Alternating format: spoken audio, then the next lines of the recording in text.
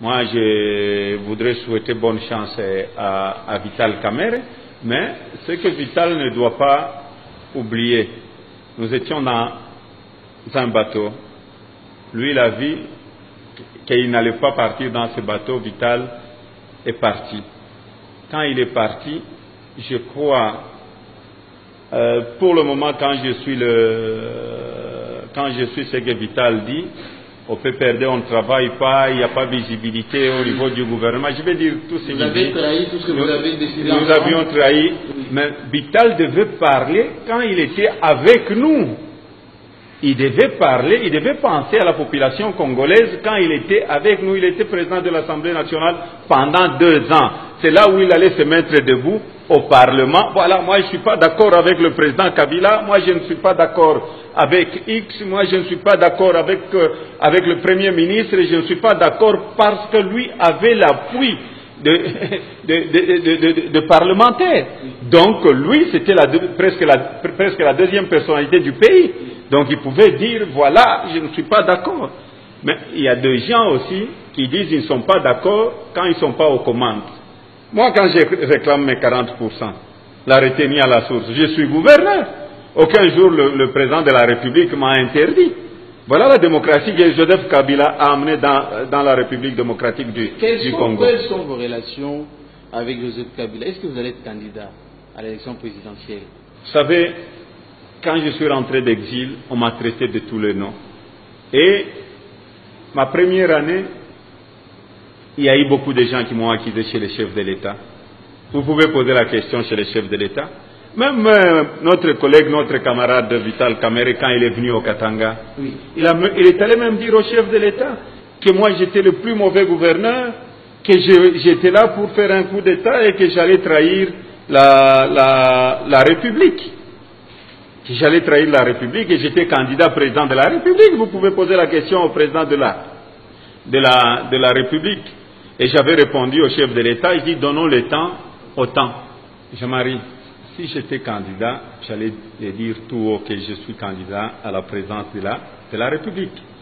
Si Vital a déclaré qu'il est candidat à la présidence de la République, c'est parce que le président Kabila a amené la démocratie. Mais moi j'ai un candidat qui a amené la démocratie, qui a amené les élections libres et démocratiques. Et c'est lui qui a mis tous les belligérants ensemble. Il est allé au premier tour, il a échoué parce qu'il avait 44%. Il n'est pas dictateur, sinon il pouvait dire j'ai gagné les élections, je vais rester président. Il est allé au deuxième tour et il est allé aussi après en justice pour être candidat président de la République. Moi je ne serai pas candidat, j'ai un seul candidat qui est là, le chef de l'État. Vous savez, dans la vie il ne faut jamais trahir. Dans la vie il faut être fidèle, parce que quand vous quittez le pouvoir, moi aujourd'hui le président de la République peut me demander, il dit Moïse, la population ne veut pas tout ça parce que c'est la démocratie, on ne veut pas de toi comme gouverneur, mais à la minute même je vais rentrer chez moi à la maison, mais je vais rester dans le parti. Je ne suis pas dans le parti pour être gouverneur, parce qu'aucun jour je pensais être politicien. Quand j'ai commencé à travailler, quand je suis devenu gouverneur, il ne fallait pas d'abord trahir la confiance du président de la République, qui m'a choisi de devenir son gouverneur. Le Katanga n'est pas n'importe quelle province. Parce que vous savez, trahir Joseph Kabila, ce n'est pas aller accuser les autres, non. On vous accuse beaucoup. Hein? Non, ça c'est rien. Vous savez, il n'y a que les fainéants qui accusent les autres. Bon, ce qui est important.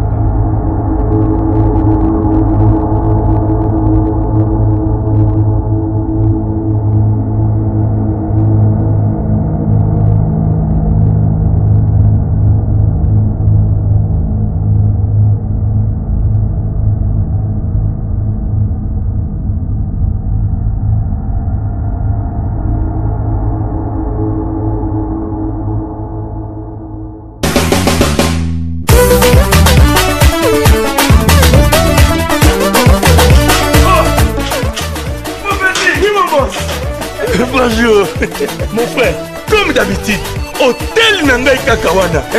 Oh, mon boss, hôtel Wana Yakala, pour Mbujima Yakala, Mbujima Yalelo, Maluma Yamaya.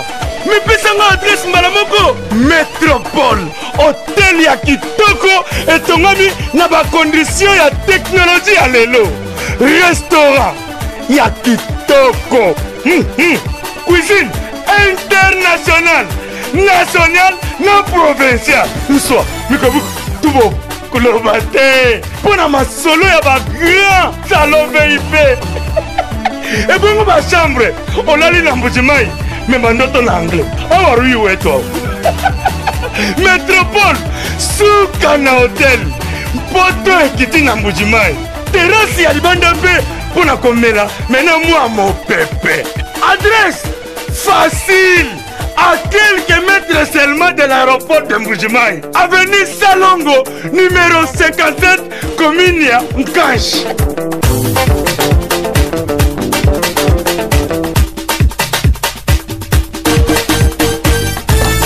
Hôtel Métropole du Kasai et l'obisi Mundele Chiluba. Malumaya Maya. Malumaya Maya.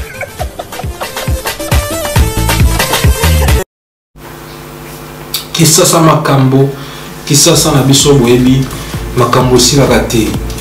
Makambo zo continue toujours et puis ma solo ils ont développer mikolo mikolo. Mingi ezali ko solo la lelo. Bino bana ekolo bozana posa boyoka, boyeba ce qui se passe.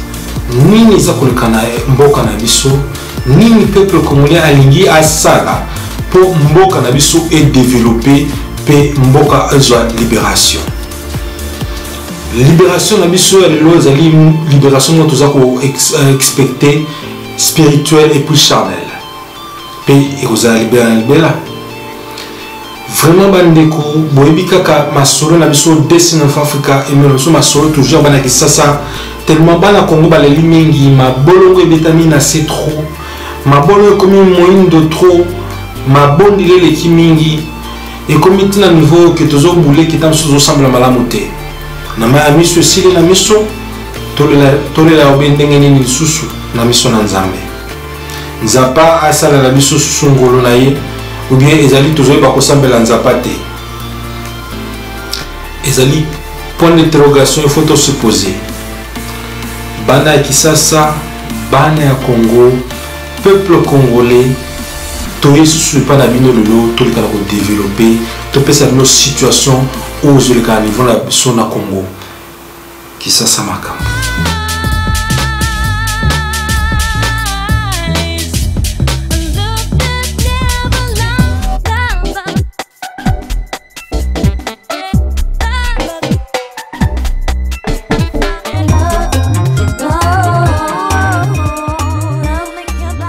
Merci Sousouba Namboka na kozonga na kati na plateau na biso parce que c'est belé à Koloba makambo belé zali il y a toujours des recours toujours des sujets et toujours à développer na mboka na biso Congo na mboka na biso ba belé ba te belé na mokilo na monde ba komi ba riche ba komi ba millionnaire na niveau ya Congo na biso aux ali Congo pour tant que biso moko ba peuple congolais toujours souffrir.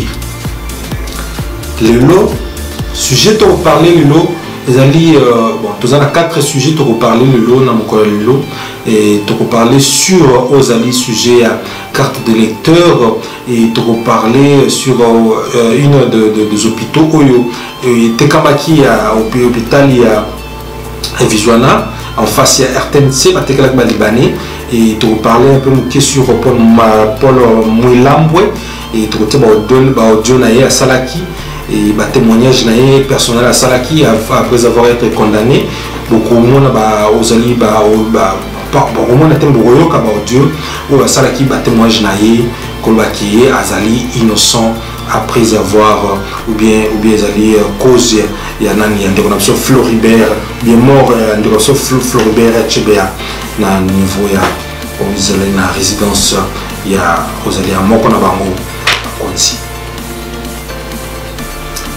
Et puis, na kati na ngwa de vola qui peut que Kabila c'était et Kabila était derrière de cela.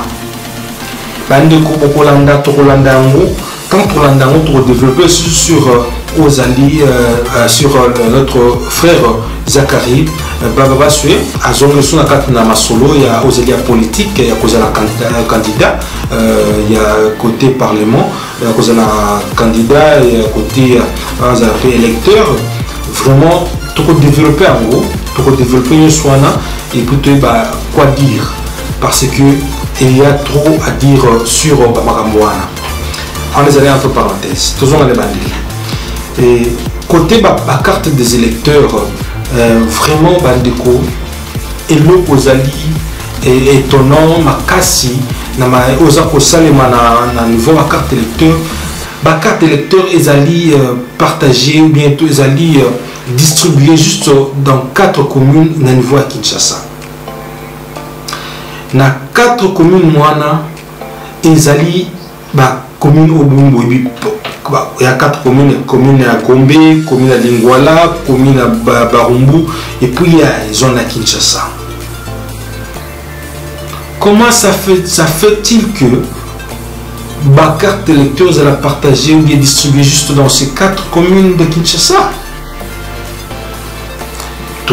Ce qui ma carte il faut la partager partout au peuple congolais au pays et puis pour faciliter tâche na ozali ba peuple congolais pour ça bien avoir accès à ça la vote.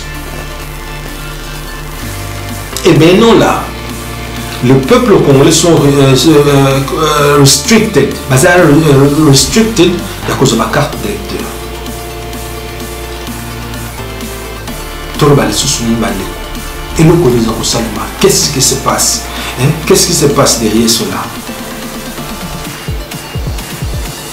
La Tanguy je vais commune moi. Gombe, Barumbu, Lingwala, zone à Kinshasa. Où je vais partager ma carte moi. So, tout le banning que ma carte pour la place ou la commune, c'est que il y a des gens où ils ont cible au lieu. Si ba yebi qui faut baser ba carte des électeurs wana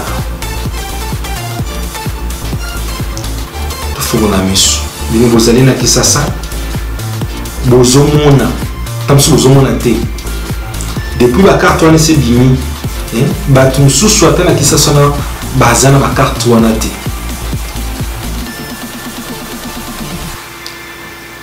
et le coup est un peu bizarre na ba carte wana mingi na bande ya Kisasa bazana ba accès en haut exemple ba Équateur ba côté kuna batu bazana ba accès ba carte d'électeur wana mais il faut savoir banani bazana ba congolais ou bazana ba accès ba carte d'électeur mingi bazana ba carte d'électeur wana ba oyo bazali ba burundais ba rwandais ba ougandais ba soudanais.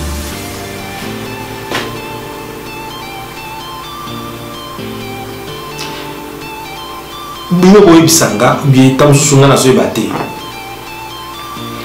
ba carte d'électeur wana accès nango bien but nango ezani eza comme remplacement moko boya ya ba passeport entre parenthèses tiki na nango toujours ba opposant na bisona nyonso bato lokola ba Félix Zoua, secrétaire général à UDPS. Baza Kosalo même à Zota Katumbiana le Katumbi. Côté, personne qui dise ou parle à ces propos de ces histoires-là. Bamounio so Kimia.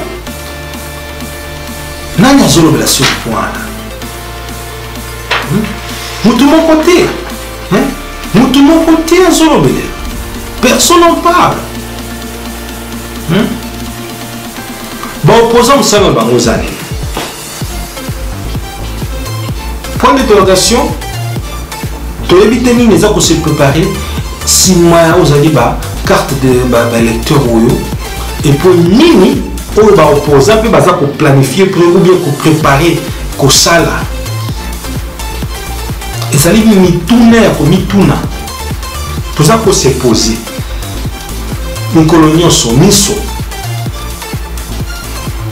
Opposant ba leader na biso ba oyo lelo tza ko espérer lelo kanamba ya kende mais tant que opposant na biso bazotika biso bleu bazosala masolo sans que batia biso na tente bo masolo eza kosalema toza wapi eza eloko ifo tolobelela ifo totala toétudier bana kini bana ya kisasa tolamuka bandeko na nga mpo kisasa na biso balongo bayemba kisasa makambo na bandele yango mede fois naza na mingi ya koloba ya mingi trop te ya koloba mingi bele ya koloba eza te soki tozonga te mwa mokie sur masolo kaka tosolola oyo à partir de 17h 18h circulation na kine vidée. Circulation est vidée. Peuple congolais a la circulation T. Posez l'accent d'abord, peuple congolais a habité ce qui se passe au Congo, au pays, dans le Kanaye, a habité ce Kazate. Circulation au Katama, on a pourquoi 17h, 18h, pourquoi circulation au Katama? Et Nini Kanamba a planifié. Nini a ça pour l'instant.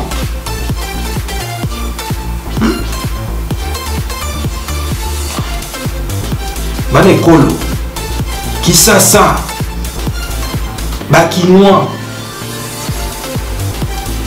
Toza Kolala. C'est le moment opportun. Le moment opportun, Yakubengana, Monguna.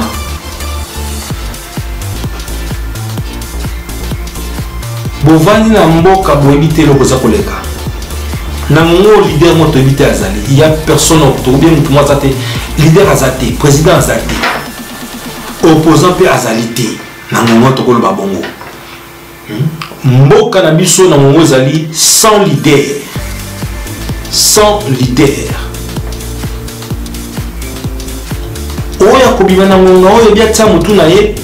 Abareba Kanambe, Abareba Félix, Batona tout, Katumbi Touana, à une position, abîmé libérateur.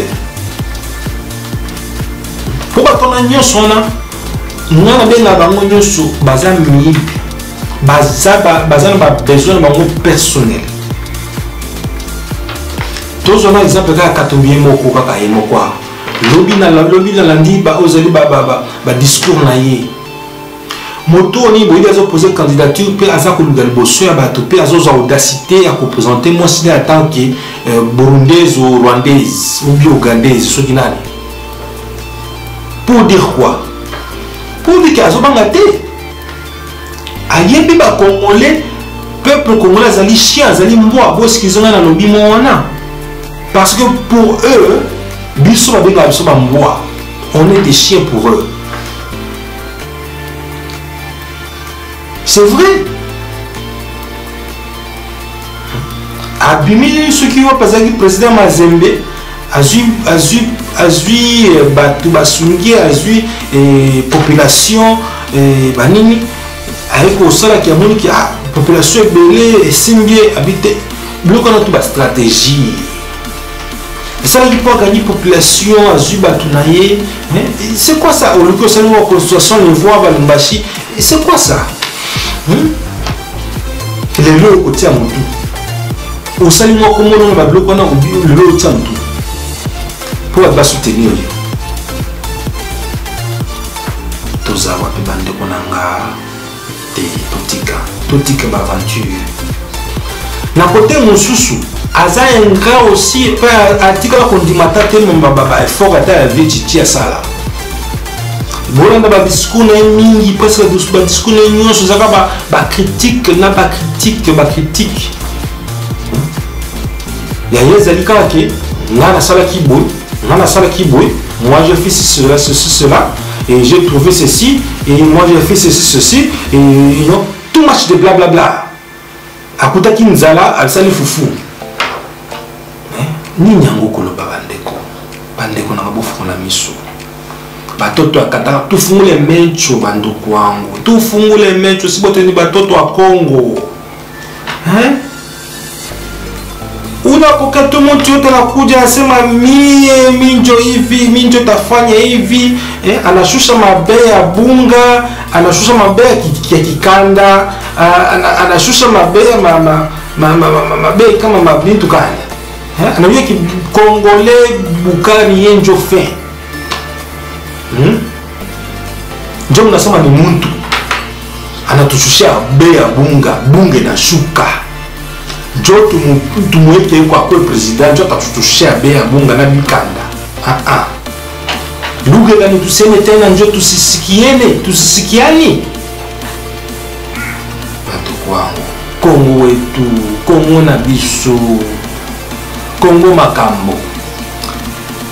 Pasi na mtema trop. Tozo dit n'importe vagabond messi aller là batinu so koya lelo ngapa na kwa pena sale candidature nanga. Bokobo yango. Na kwa pena sale yanga. Vérité, tout tient en vérité, toute la vérité en place. On a été bien en candidature, on a mis sur le papier dans la qualification, et moi, na miki na tié bien en jeu. Bokobo yango. Na kitisi ba prier ya fufu ya bunga, na kitisi ba prier kikanda. Bokobo ya. Et ça passe. Tout développé, ma soeur ça m'lai. Tout aussi le savati. Et ça passe ni dans le thème. Inauma sana. Gardez le coup de Bandoko pour développer le souffle. Merci.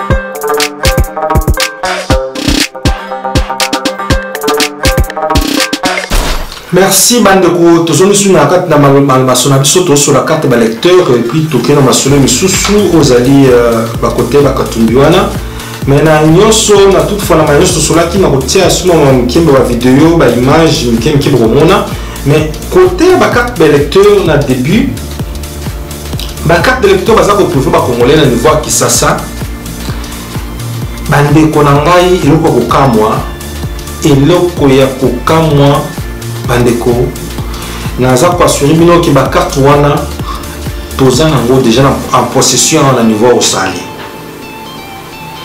batu bazali a bazali ba carte wana botu na banani ba Burundais ba Soudanais onga na yebi personnellement na yebi bango na moni bango na ba carte bazo senga ngana pesa wa identité ba tindela nga ba tinda ngo ba zola na carte moko copie moko za bomona on tient copie bomona copie na otia image ya mutu wana tena na tsaka ngambo ya sima nango carte de lecteur o bozo mona na sima nango za ngoti akutia facilité pour na bobo la selongi ya master wana Congolais ba Congolais lisuma Congolais moko comme lisuma ba Congolais nyoso Combo ya Congolais et comme une malédiction ba Congolais nyoso. Toujours na makambo ba carte lecteur.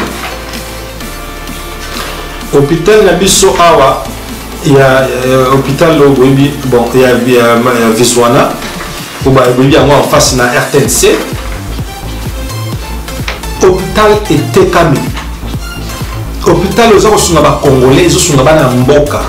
Mais l'hôpital était vendu na banani na ba Libanais. Naba Libanais mon frère, mes soeurs. Batekeli ba Libanais ba aux l'hôpital. Bon on a une image. Batekeli bango ba ozali batekeli bango hôpital wana. Kengele kote ba konzi ya mboka ba kimbuta wana ba kanyama zoba ba ministre intérieur nyoso wana ba pesa ordre. Ordre ba buka ba place wana. Bota ba image.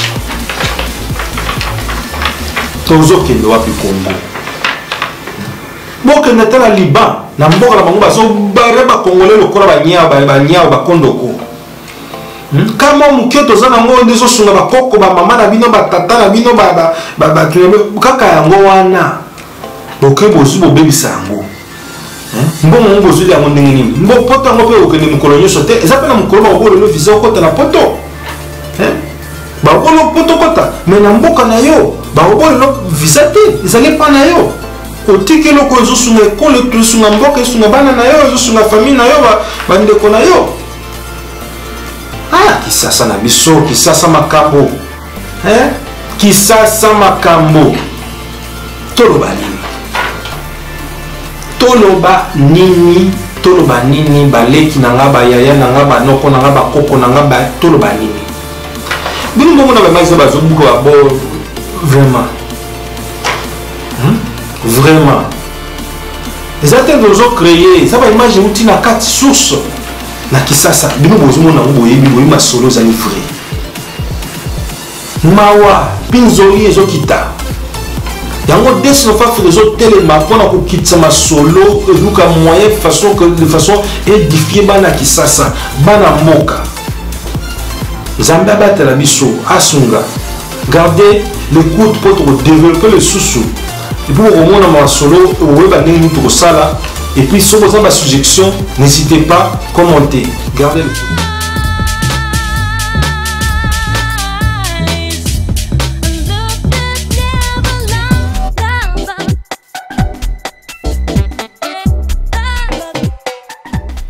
Merci banekolo bana mboka na kozonga na plateau na biso na Desnef Africa Production kane boyebini masolo ezalaka tozali toujours là pour développer masolo na kati na Australie et partout dans le monde boyebi pour na kolamsa ekolo bana mboka et na mama soza kosalema na ekolo tozali na masolo ou bien lisolo mususu ya ndeko Paul Milambo boyebi et à salaki moi au diomoko boy cadre il y a testimony bon témoignage quoi disons témoignage après avoir causé la condamné à mort à mon équipe bon choisi aux alakité au sala aux alaki il faut ça à dévouer magamio sur salemaki et sima et liwa il y a un déconabiso Floribert c'était Floribert Chebea Ndeko Paul alobi pe apeseli masolo nyoso esengeli pona bayoka tozoki odemo ko poto passer to lekela bino bande ko na biso landa na témoignage na salaki et bo landa bo développer bo sa commentaire sur yango bo suivez ba commentaire na ye ba audio na ye et puis bo développer après cela gardez l'écoute merci. Moulamboué, bonjour. Bonjour. Vous étiez chargé de la sécurité à l'inspection générale de la police le 1er juin 2010, le jour où Floribert Chebeya a été tué. Vous étiez vous-même au bureau ce jour-là. Qu'est-ce que vous avez vu? C'est à partir de 17h, il y a mon ami le major Christian Goï, qui est le commandant bataillon Simba, qui m'a appelé. Il m'a dit que je suis accompagné par un visiteur de marque qui va rencontrer le général Numbi. Et je lui ai dit non, le général Numbi est absent. Il m'a dit non, dans quelques minutes, le général va arriver à l'inspection générale. Il est entré avec un monsieur que je ne connais pas. Et lorsqu'il est sorti, c'est lui-même la personne qui s'est présentée devant moi. Il m'a dit, moi je m'appelle Floribert Chebeya, le secrétaire exécutif de la Voix des Sans-Voix. Combien de temps est-il resté dans votre bureau? À partir de 19h et quelques minutes, c'est le major Christian qui est venu récupérer Chebeya dans mon bureau. La première chose, il s'est excusé devant Chebeya, lui disant non, le chef s'excuse, il ne doit plus vous recevoir ici au bureau, il préfère vous recevoir à sa résidence privée. Maintenant, en sortant, à partir de la réception, Chebeya a été déjà cagoulé. C'est à partir de la réception. Et comment le savez-vous? Tout justement, mon bureau, il y a une caméra de surveillance et cette caméra capte à partir de mon bureau à 50 à 100 mètres. Alors, lorsqu'on a fait le mouvement de prendre Chebeya brusquement, les caméras a sonné. Et c'est ce qui m'a suscité. En regardant cette caméra, je vois le major Christian et quelques éléments de la police cagoulé Chebeya par les sachets, à ceux qui connaissent Kinshasa, des sachets vifs, et on l'a commencé à scotcher. Et c'est ce qui m'a suscité de descendre, de quitter mon bureau et descendre, de savoir qu'est-ce qui se passe. C'est à ce moment-là que vous les avez rejoints à la réception? Je n'avais pas trouvé à la réception. On l'a amené directement au hangar. J'ai appelé Major Christian. Je lui ai posé la question de savoir. Il m'a dit, monsieur, fermez ta bouche. C'est un ordre qui vient de la hiérarchie. Je lui ai encore posé la deuxième question. Qui vous a donné cet ordre? Il m'a dit, non, c'est le président de la République pour la première fois. Je lui ai posé la question. Tu as reçu l'ordre du président de la République par téléphone ou par quoi? Précisément.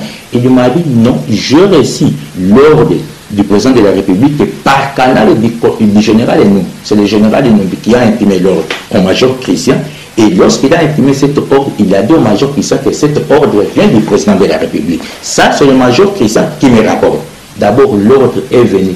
Toute personne qui accompagnerait Tchébéa, que ce soit son fils, que ce soit son collègue, que ce soit son époux, doivent subir les mêmes sorts que Tchébé. Et il m'a dit, voyez dans la voiture, son chauffeur, on l'a déjà exécuté.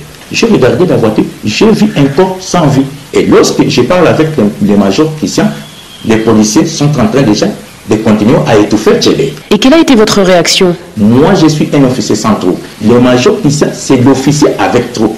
Donc, je rentrais à mon bureau parce que je savais que les caméras étaient en train d'enregistrer. Je dois faire rapport à la hiérarchie. Vous voyez un assassinat se dérouler devant vos yeux. Pourquoi n'avez-vous pas tenté de le sauver? Non, en ce moment-là, qu'est-ce que je devrais faire? Moi, mon problème est de faire rapport au chef. D'abord, je suis le commandant sécurité. Ma question, c'est quoi? Je vois l'événement et que le major Christian a des policiers bien armés. À ce moment-là, je ne devrais pas faire autrement. Je devrais faire rapport au général Enumbi. Après cette opération, c'était déjà à 20h.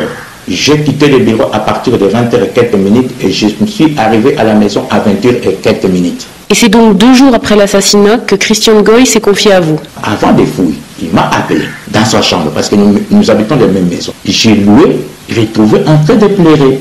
Il m'a dit, ça me fait mal. Ça me fait mal parce que je viens d'avoir d'autres ordres auprès du général Enumbi de vous exécuter. Avant de fouiller, il faut exécuter ton ami. Je lui ai demandé, est-ce que le général Enumbi vous a dit le mobile de cet assassinat, d'exécuter Tchébé? Il m'a dit non. Tchébé est un témoin gênant pour, il m'a dit pour 2 choses. 1, le massacre de Bundu Diakongo. De 2, M. Tchébé avait entêté des massacres de l'Équateur. Les gens qui ont fait cette opération, ce sont les éléments du bataillon Simba dirigé par le major Christian. Et que ces bataillons recevaient les ordres directement du général Numbi. 10 jours après le meurtre, vous vous faites enlever.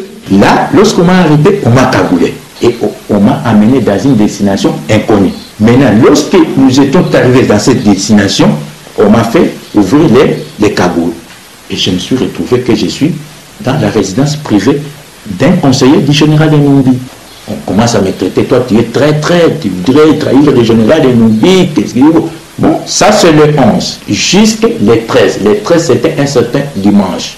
Okay. Après quelques minutes, à 14, on nous a amené à manger. Je surveillais les mouvements des policiers. Et je suis sorti brusquement, j'ai escaladé le mur et je suis parti. Vous restez 9 mois caché à Kinshasa, puis vous décidez de vous rendre à la justice. Mais là, vous êtes à nouveau arrêté, emmené à Lubumbashi. Vous parvenez à vous évader à nouveau et cette fois à quitter le pays. Vous avez été condamné à mort par contumace pour assassinat, association de malfaiteurs. Pourquoi témoigner aujourd'hui? On m'a condamné illégalement. J'étais devant la justice. Mais la justice devait me livrer. La justice a préféré me faire disparaître parce que je suis témoin gênant dans l'affaire Tchébé. C'est-à-dire quoi? Je suis témoin gênant pour le pouvoir de Kinshasa et pour le président de la République et pour même le général Enumbi. À ce moment-là, il n'y a pas moyen de retourner au pays. Paul Moulamboué, je vous remercie. Merci le Soubana Ekolo, Kane Boyoki, Bolandi Odonaye, Bolandi Masolo, et Masolo, nous sommes à la gâte, Tamsousou, to créer Kakate. Masolo, nous sommes à la gâte, ils ont bien mon côté, nous avons un type de solita, mais après, nous avons il faut révéler Masolo. À mon avis, quelque chose qui se sauter pour se sauver, et puis, à éviter à t'aller au Bomaye. Mais à l'outil moi kaka abim sa vérité d'un côté ça malamu d'un côté ça mabé pour ezali même chose à ce qui se passe na kati na ba obatika na kati na ba politique na ba bien ba ezali bazana ba armée na ba position ya kokesana kesana lelo baza kimia parce que baza kolia bien bamoni baza ko respirer malamu baza malamu mais tant ba kolia suko bien makambo balukeli bango komi mungu komi pilipili babandi ko lukas ko moi ba dévouer ba secret ozali na kati na libulu bana Congo bana Kisasa Congo lelo soza kokufa ezali kokufa pona biso mo ba congolais biso mo ko ba congolais tozali sort ya ozali malheur na biso lelo atakana bezawana zo ba na pouvoir ezali cause na biso biso ba congolais tozali cause na ngo bino bozawana na kati na armée bino bozawana na police bino bozawana bosimi na ndoki boza ba congolais bozali kondima mais vous acceptez voir vos frères sœurs et mères ba kufa mais bosimi mandoki bino en même temps de boza kuboma tobate ezali tika na ba Rwandais ba Ougandais pembeni ba Burundais pembeni tozonga na biso ba congolais yo congolais simi mandoki obeti de kono congolais mandoki masasi mais le soko ba simi mandoki wana opeti yango tina adui na ye kanambe Congo na biso ozala libéré c'est ce qui veut dire appel na biso appel à libération ya Congo eza na maroka na bino ba militaire ba policier nazomona loko moko te boza kugani sima kanambe na éviter tam solo on bozo gagner au personnel avec bien bato ba so ba éviter de to éviter bino bobi vérité bobi vérité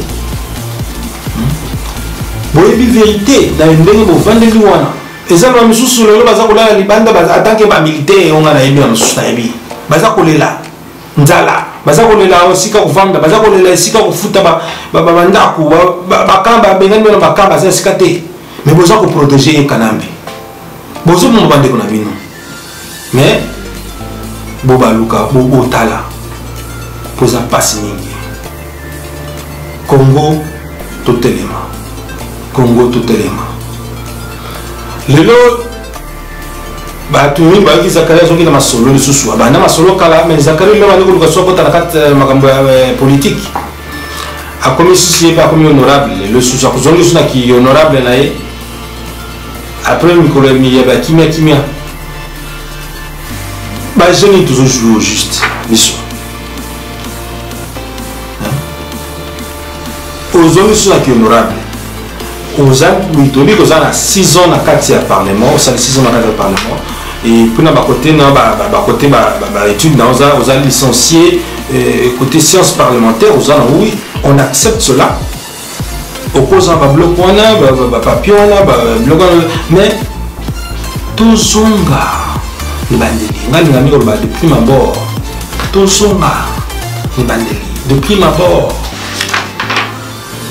tozonga na bandeli ya page Zakari baba sonde konanga ozali message na yo na ndenge mabete na zofinga yo ti total esika touti réflexion tout ça na réflexion pour na anglais to baka let's do a reflection before doing our making our journal. We need a reflection et puis to sali ozali journal na biso ça la réflexion esika place wuta où tu étais ozalaka nani obandaki kosala nini ozalaki esika nini et puis lelo oza wapi et puis ozokende wapi eza ba question ya kotuna ya komituna ya kosepose ndeko na ngai vie na ngai ya na nga koko na nga papa na ngai Zakari baba baswe ozali motuna na tunio Congo eza na posa libération.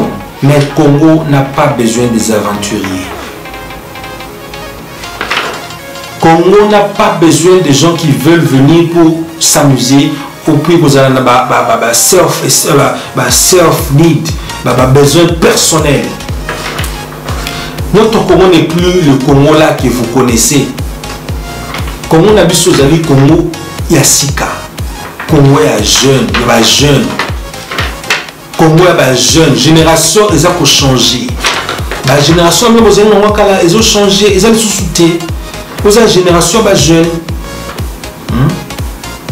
Tu as évité le lot aux années. Pour le lot, tout va au sous-tout cas. tous les bateaux aza kotiatia mituna bango baembrema na kati ya politique wana bakosutuka. Bana ekolo kisasa makambo Destiny of Africa ils ont continué à repasser la solo. Destiny of Africa ils ont continué à développer. Mais avant tout que des misika to si ça ma solo na biso tous en de l'absolu moko awa na niveau Australie où aza pour représenter mboka na biso école na biso na façon moko culturelle. Aza ko sala rage na musique congolaise, la rumba congolaise, mais d'une façon culturelle. Ok, et c'est ça la fierté na mboka na biso Congo. École na biso et ça na honneur.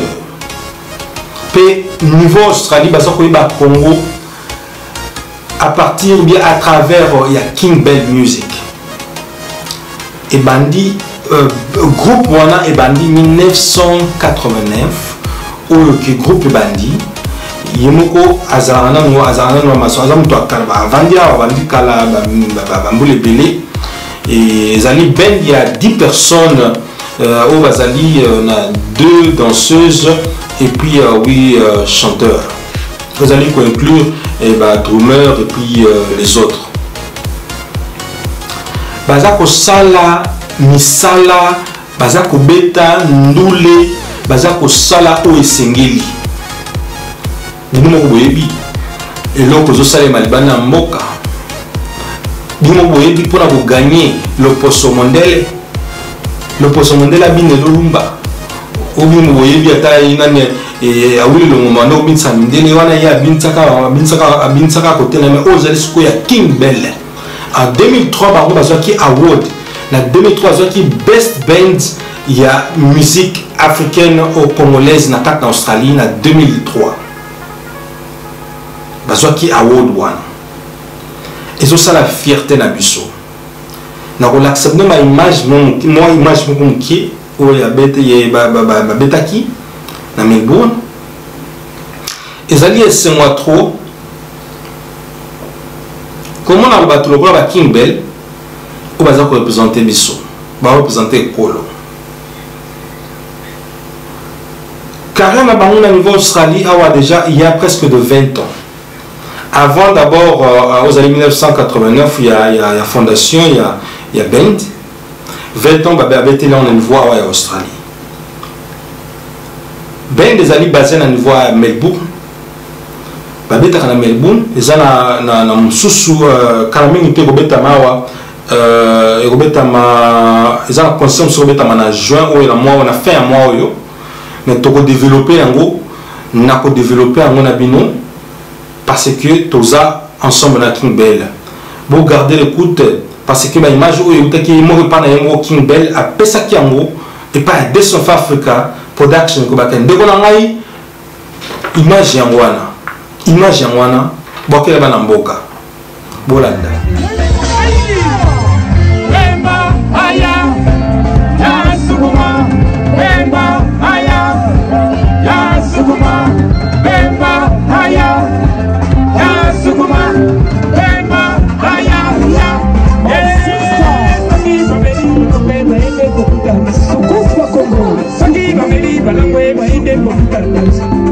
Bakene kibuyu bakosi balala ki mata na kike. Na kubu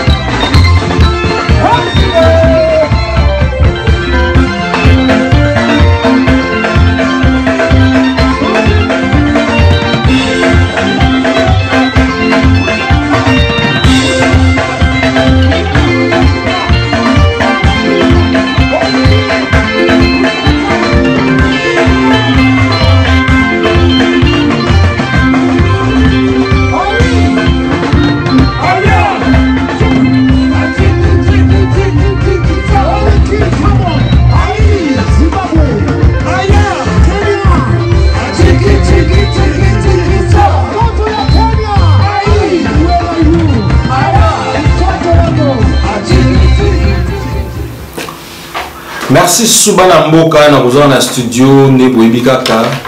De South Africa à Lusa Masolo partout dans le monde. Je vous aime beaucoup. Nzambe azosunga, Nzambe azobatela, bana mboka, bana kisasa, bana ekolo. Longonya na ba nyoso. Quand vous avez une image, vous avez une image de King Bell. Ceux qui vous ont posé un contact, vous avez un niveau Australie, vous avez un band naïe, vous avez King Bell Soukous / Congo. Mais vous avez King Bell Soukous du Congo en français. Vous comprenez? Vous avez un groupe parce que il y a un ezali. Yende azosa masolo na kata Melbourne na ba ozali ba rumba congolaise na niveau ya Melbourne na niveau ya Australie. Et puis des South Africa nda za ko représenter King Bell partout. Voilà daté ba émission sur aux hommes sur Ibubo azote des South Africa azali na masolo na maboko. Il y a des questions, posez des questions. Merci to comme na suka masolo mais ba mbote trop ali ebele ba salam ebele et vous allez ba dédicace ba fan bana mboka. Vraiment remerciement trop nazali grand combattante na biso na kat na Sydney à la maman Arlette Nkesi ba mbote ba Salem Longonia Tokos Toleli. Merci ba bisous trop ba soutien na yo toujours. Tebi nzamba osunga ingeta kaza osunga zo continue pas au sala balinga te azo sala mbota trona bana CNP Congo notre pays bona trop bana Melbourne bana Brisbane Perth Adelaide Sydney Canberra Tokos. Je vous aime beaucoup vraiment. Vous allez au cœur, vous allez au cœur vraiment au cœur mtema awa esbeta kutu bulega fona bino bo fina bouton wana bo s'inscrire chaque fois ba émission aux ala tena tinda no ba link mbala mo kabu bo aussi ba émission bo kozoba makambala moko automatiquement bo like bo commenter vraiment ba bisous à trop ça m'a battu bien trop et je vous aime beaucoup. De South Africa Production. Si vous avez besoin des images, vous avez besoin de filmage, il y a un mariage, il y a un fête, il parties, ou un birthday parties. N'hésitez pas de nous contacter. Nous faisons tout cela. Et n'hésitez pas de s'inscrire et de nous appeler. Que Dieu vous bénisse. Merci. Ciao.